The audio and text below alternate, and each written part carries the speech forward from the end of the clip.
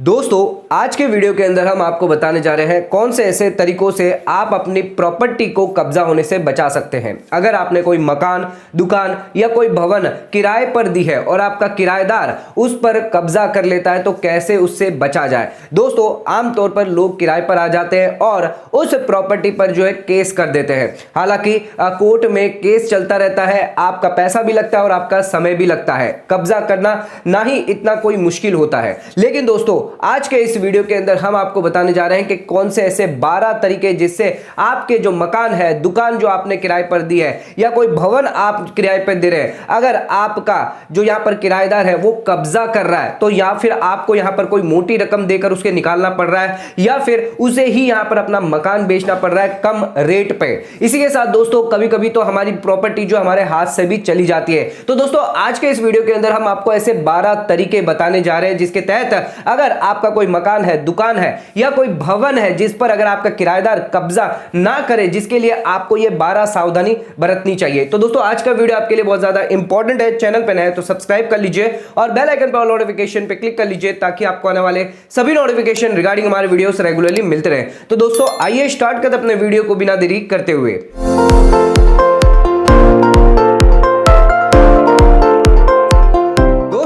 आइए स्टार्ट करते अपने वीडियो को और बात कर लेते हैं ऐसे 12 तरीके जिसके तहत आप अपनी प्रॉपर्टी, संपत्ति, मकान, दुकान को कब्जा होने से बचा सकते हैं। तो सबसे पहले यहां पर बात करते हैं कि अगर आप कोई भी अपना मकान, संपत्ति जो है, दुकान है वो यहां पर रेंट पर देना चाहते हैं तो कंपनी को हमेशा प्रेफरेंस दे, यानी कंपनी को ही यहां पर किराए पर दे।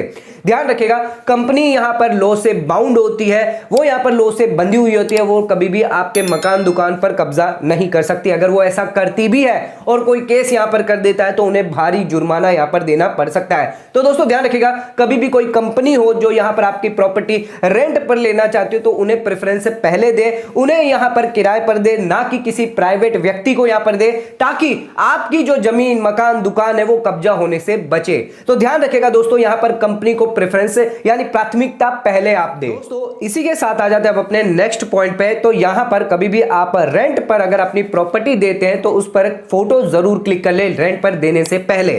ध्यान रखिएगा अगर आपने कोई भी व्हाइट पोस्ट कलर करवाया हो, फैन लगवाया हो, गीजर लगवाया या एसी लगवाया, कोई भी ऐसी सुविधा है आप अपने किराएदार को अगर देते हैं रेंट एग्रीमेंट में तो आप ये जरूर बता देंगे कि यहां पर इन सभी चीजों का आपको देख दिखाव करना होगा, देखभाल करनी पड़ेगी। अगर कोई भी नुकसान होता है उसकी भरपाई करनी पड़ेगी। लेकिन अगर कोई ऐसा नुकसान हो जाता है, किराएदार यहां पर जो जबरदस्ती आप पर अड़ जाता है, मकान खाली नहीं करता और ऐसा कोई नुकसान आपको भारी देखने को मिल जाता है तो उस केस में यहां पर आप सीधे यहां पर जो है पुलिस में कंप्लेन कर सकते हैं, कोर्ट से जाकर यहां पर एफआईआर करवा सकते हैं। तो दोस्तों यहां पर मिसचीफ के अंदर यहां पर आप एफआईआर करवा सकते हैं, पुलिस का दबान बना सकते हैं। सेक्शन 425 और 426 के तहत यहां पर जो है आप 3 साल से लेकर 2 साल तक की उसको सजा करवा सकते हैं, जुर्माना करवा सकते हैं। लेकिन अगर आप रेंट कंट्रोल एक्ट के हिसाब से अगर कोई केस डालते हैं, नोटिस करते हैं, कोर्ट से अगर नोटिस मंगवाते हैं जिसके अंदर एक बड़ा प्रोसेस होता है, तो यहां पर आप मिसचीफ का यहां पर जो है केस डाल सकते हैं, पुलिस का यहां पर जो एफआईआर करवा सकते हैं मिसचीफ की, जिससे आपको रिलीफ जल्दी मिल जाएगी, ना कि रेंट कंट्रोल एक्ट के अंदर जाकर आप लेंथी प्रोसेस करें।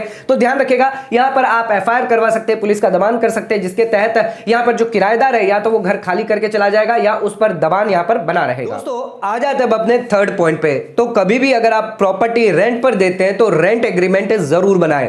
हालांकि कई बार लोग जो है रेंट एग्रीमेंट नहीं बनाते, जिसका भारी नुकसान यह होता है कि किराएदार खुद ही यहां पर आपकी संपत्ति का मालिक यानी आपके मकान का मालिक बन बैठता है। तो दोस्तों यहां पर किराएदार जो है वो झूठे पेपर बनवा सकता है या कोर्ट में केस कर सकता है, जिसमें वो कह सकता है कि जो मकान है उसको आपने यहां पर बेचा है या फिर उसका यहां पर इतने सालों से लगाव है, जिस वजह से वो प्रॉपर्टी खाली नहीं करता और उसका कब्जा करके बैठ जाता है। तो दोस्तों ध्यान रखिएगा कभी भी अगर आप प्रॉपर्टी, मकान किराया पे देते हैं तो यहां पर रेंट एग्रीमेंट जरूर बनाएं। बिना रेंट एग्रीमेंट पे आप कभी भी प्रॉपर्टी को किराए पर ना दें। दोस्तों आ जाते हैं अब अपने फोर्थ पॉइंट पे। तो यहां पर अगर आप प्रॉपर्टी किराए पर देते हैं तो ध्यान रखिएगा अगर आप कंपनी को देते हैं तो कितने समय के लिए भी यहां पर जो है आप लीज एग्रीमेंट करवा सकते हैं, यहां पर कोई भी दिक्कत नहीं आएगी। लेकिन अगर आप यहां पर प्राइवेट व्यक्ति को देते हैं तो 11 महीने से ज्यादा का रेंट एग्रीमेंट ना करवाएं। अगर आप 11 महीने से ज्यादा का रेंट एग्रीमेंट करवाते हैं तो उस केस में यहां पर आपको रेंट एग्रीमेंट रजिस्टर करवाना पड़ता है और कोर्ट की फीस भी देनी पड़ती है।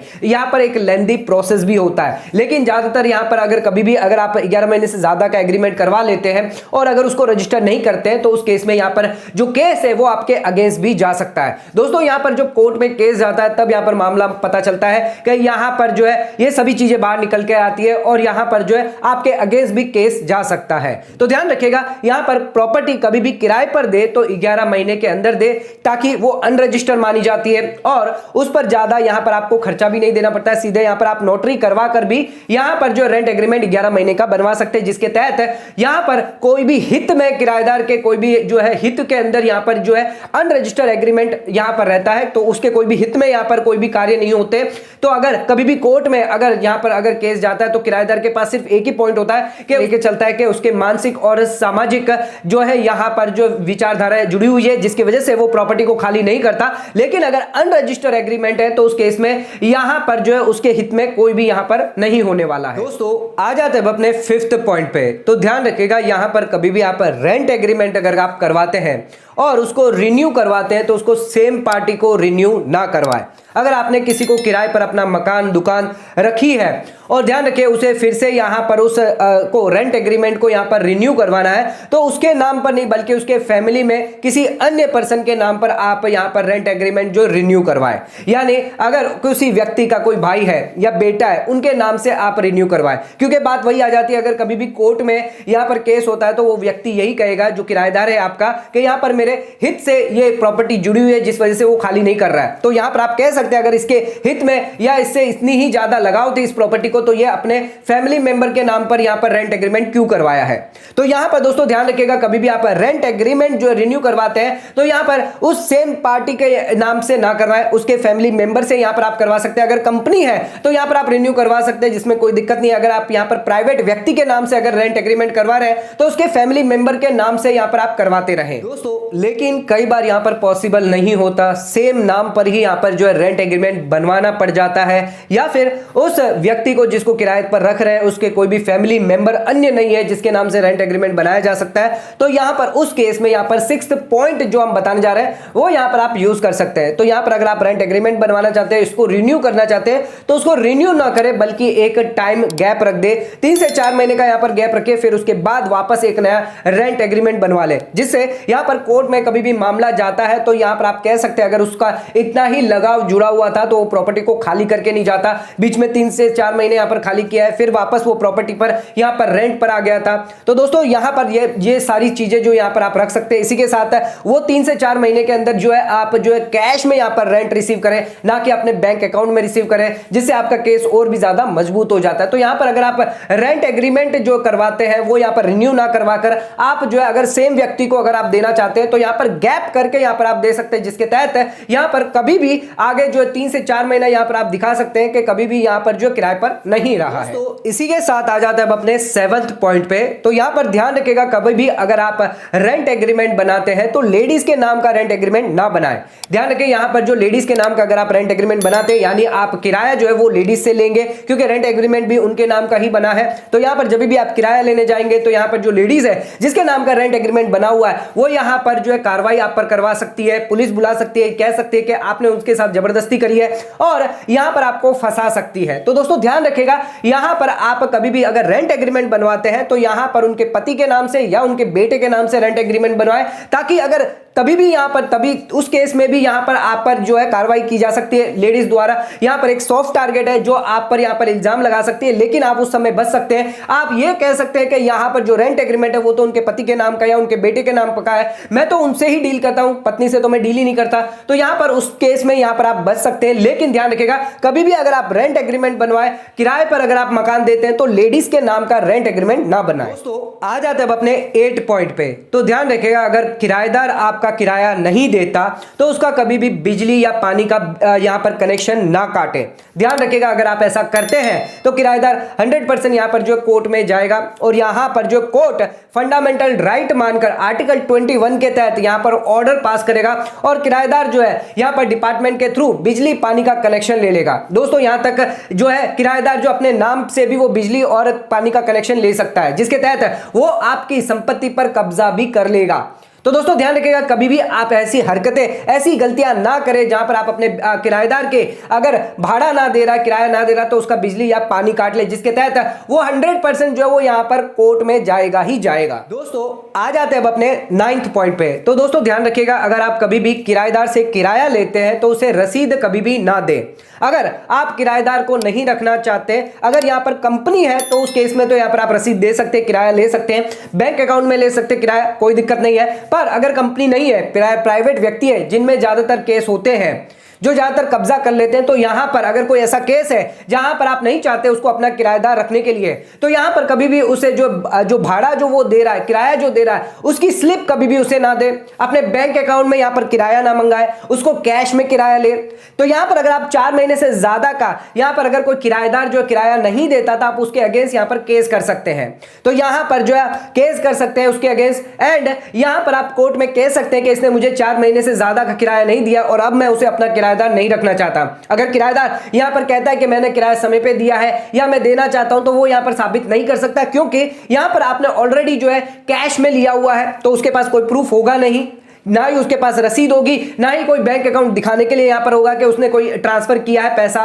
तो यहां पर ध्यान रखिएगा, यहां पर जो है आप कोर्ट में कह सकते हैं कि मुझे इसको किराएदार आगे नहीं रखना है, क्योंकि पहले भी इसने यहां पर गैप किया था, किराया मुझे नहीं दिया था और अब आगे मुझे भरोसा नहीं है, इस वजह से मुझे इसको किराएदार नहीं रखना है। तो यहां पर अगर कभी भी किराएदार को आप हटाना चाहते हैं या कोई किराएदार कब्जा कर रहा है, तो आप उससे कभी भी रसीद ना दे, कोई भी किराया उससे जो है बैंक अकाउंट में ना ले, कैश में ले, जिसके तहत आपका जो केस है वो यहां पर मजबूत हो जाएगा। तो आ जाते हैं अब अपने 10th पॉइंट पे। तो ध्यान रखिएगा, अगर कभी भी आप किराएदार को रखते हैं, कोई प्राइवेट व्यक्ति है, तो उसके बारे में वेरिफिकेशन पहले पूरी कर ले, उसके बारे में उसका बैकग्राउंड जरूर जान ले।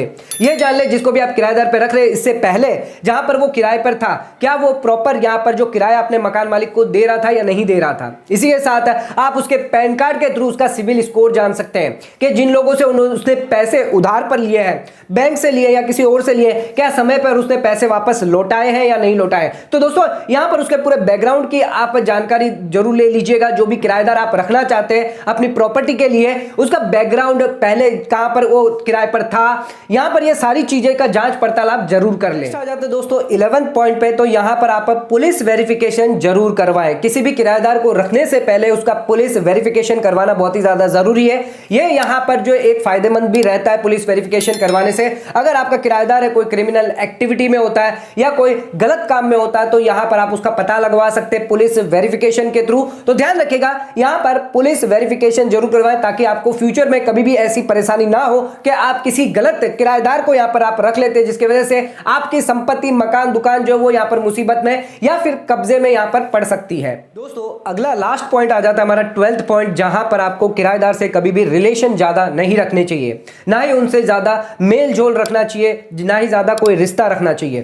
दोस्तों यहां पर किराएदार को अपनी कमजोरी कभी भी आपको नहीं बतानी है। उनको अंदर डर यहां पर बना रहे, वो आपसे यहां पर डरे, ये यहां पर बना रहे, ताकि यहां पर आपको ऐसा नहीं दिखाना है कि यहां पर आपको किराए की ज्यादा जरूरत है, इस वजह से आप उसको रख रहे हैं। तो यहां पर कभी भी अगर किराएदार आपकी कमजोरी समझ लेगा, आपकी कमजोरी अगर जान लेगा, तो वो कभी भी आपका मकान जो है वो यहां पर खाली नहीं करेगा, वो यहां पर कब्जा करके बैठ सकता है। तो ध्यान रखिएगा, यहां पर उसे जो है रिलेशन ज्यादा ना बनाए, ज्यादा बातचीत उनसे ना करें, अपने किराए से ही आप मतलब रखें। तो उनसे रिलेशन कम से कम बनाकर रखें और उन पर अपना डर जरूर बनाकर रखें। लेकिन इन सभी के बावजूद भी अगर कोई किराएदार आपकी संपत्ति पर, मकान पर कब्जा कर लेता है, तो फिर यहां पर आपको कोर्ट में ही जाना होगा। कोर्ट में जाकर आप उस पर केस फाइल कर सकते हैं, अपनी संपत्ति के लिए यहां पर आप लड़ सकते हैं। लेकिन कुछ लोग जो है वो यहां पर जो है कानूनी यहां पर सहायता ले सकते हैं। यहां पर समाज के अंदर जो कानून जो व्यवस्था है, जिसके तहत यहां पर आप कानून का भी सहारा ले सकते हैं, जिसके तहत यहां पर आप अपने किराएदार को यहां पर निकलवाने के लिए यहां पर जो है कानून का